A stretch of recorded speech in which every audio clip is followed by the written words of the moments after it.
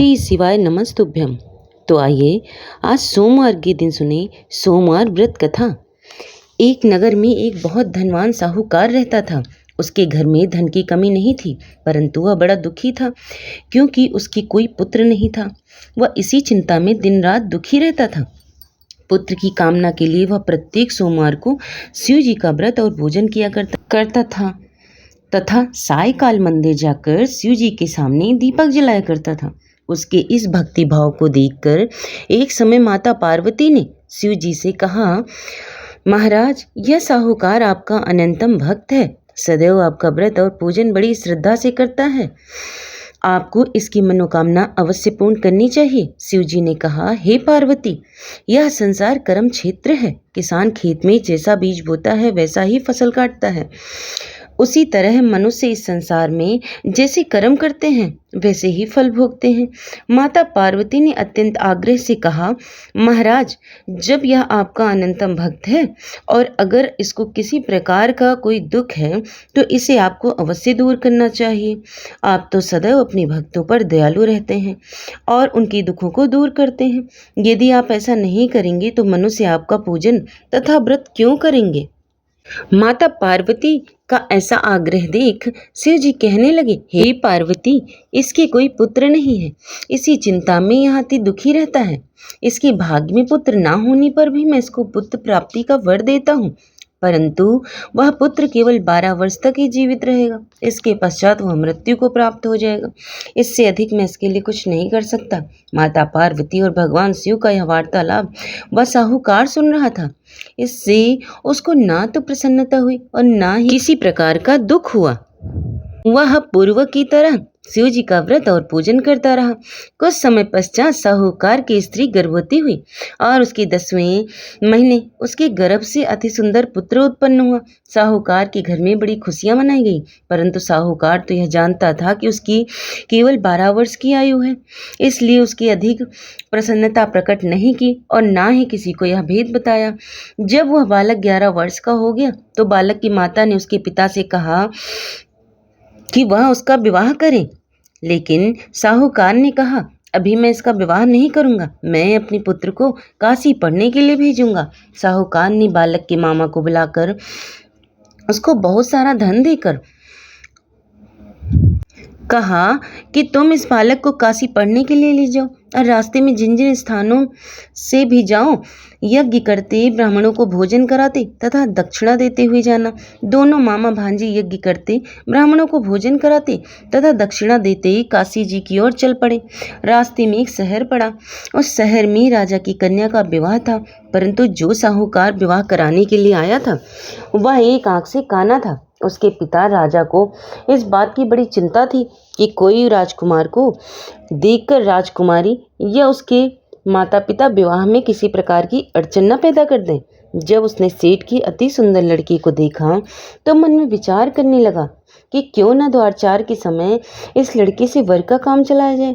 ऐसा मन में विचार कर उस राजकुमार के पिता ने उस लड़की और उसके मामा से यह बात कही। वे राजी हो गए और फिर उस लड़की को वर के कपड़े पहनाकर तथा घोड़ी पर बिठाकर कन्या के द्वार पर ले गए।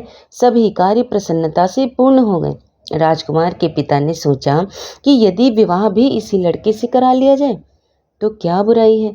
ऐसा विचार कर लड़के और उसके मामा से कहा, यदि आप फेरों और कन्यादान के काम को भी पूरा करा दे तो आपकी बड़ी कृपा होगी। मैं इसके बदले आपको बहुत सारा धन दूंगा। दोनों ने इसे सहर्ष स्वीकार कर लिया। विवाह कार्य बहुत अच्छी तरह से संपन्न हो गया। सेठ का पुत्र जिस समय जाने लगा तो उसने राजकुमारी की चुंदड़ी के पल्ले पर लिख दिया, तुम्हारा विवाह मेरे साथ हुआ है, परंतु जिस राजकुमार के साथ तुम विदा होगी वह एक आंख से काना है। मैं काशी जी पढ़ने जा रहा हूँ। सेठ के लड़के के जाने के पश्चात राजकुमारी ने जब चुंदड़ी पर ऐसा लिखा हुआ पाया तो उसने काने राजकुमार के साथ जाने से मना कर दिया। उसने अपने माता पिता को सारी बात बता दी और कहा कि यह मेरा पति नहीं है, मेरा विवाह इसके साथ हुआ ही नहीं है। जिसके साथ मेरा विवाह हुआ है वह तो काशी पढ़ने गया है। और राजकुमारी की माता पिता ने अपनी कन्या को विदा नहीं किया और बारात वापस चली गई। उधर सेठ का लड़का और उसका मामा काशी पहुंच गए। वहां जाकर उन्होंने यज्ञ करना आरंभ कर दिया। लड़के ने पढ़ना शुरू कर दिया।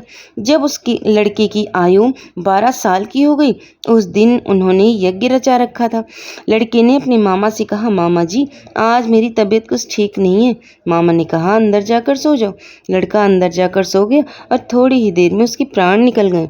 जब उसके मामा ने आकर देखा तो उसका भांजा मृत पड़ा है और तो उसको बड़ा दुख हुआ। उसने सोचा कि अगर मैं अभी रोना पीटना मचा दूंगा तो यज्ञ का कार्य अधूरा रह जाएगा। अतः उसने जल्दी से यज्ञ का कार्य समाप्त करवाकर ब्राह्मणों के जाने के बाद रोना पीटना शुरू कर दिया। संयोग बस उसी समय शिव पार्वती उधर से जा रहे थे। जब उन्होंने जोर जोर से रोने की आवाज़ सुनी तो पार्वती जी कहने लगी, महाराज, कोई दुखिया रो रहा है, इसके कष्टों को दूर कीजिए। जब शिव पार्वती वहां पहुंची तो उन्होंने पाया कि वहां पर वही लड़का मृत पड़ा है तथा माता पार्वती कहने लगी कि महाराज, या तो वही सेठ का लड़का है जो आपकी वरदान से उत्पन्न हुआ था। शिव जी ने कहा, पार्वती, इसकी आयु इतनी ही थी, वह यह भोग चुका है। तब पार्वती जी ने कहा, हे महाराज, इस बालक को कुछ और आयु दो, नहीं तो इसके माता पिता तड़प तड़प कर मर जाएंगे। माता पार्वती के बार बार आग्रह करने पर शिव जी ने उसको जीवन का वरदान दिया। शिव जी की कृपा से वह लड़का जीवित हो गया। शिव जी और माता पार्वती कैलाश पर्वत को चले गए। शिक्षा पूर्ण होने पर वह लड़का और उसका मामा उसी प्रकार यज्ञ करते, ब्राह्मणों को भोजन कराते तथा दक्षिणा देते अपने घर की ओर चल पड़े। रास्ते में उसी शहर में आए जहां उस लड़के का वहां की राजकुमारी से विवाह हुआ था। वहां आकर उन्होंने यज्ञ आरंभ कर दिया। उस लड़के के ससुर वहां के राजा ने उसको पहचान लिया और महल में ले जाकर उनकी बड़ी आवभगत की।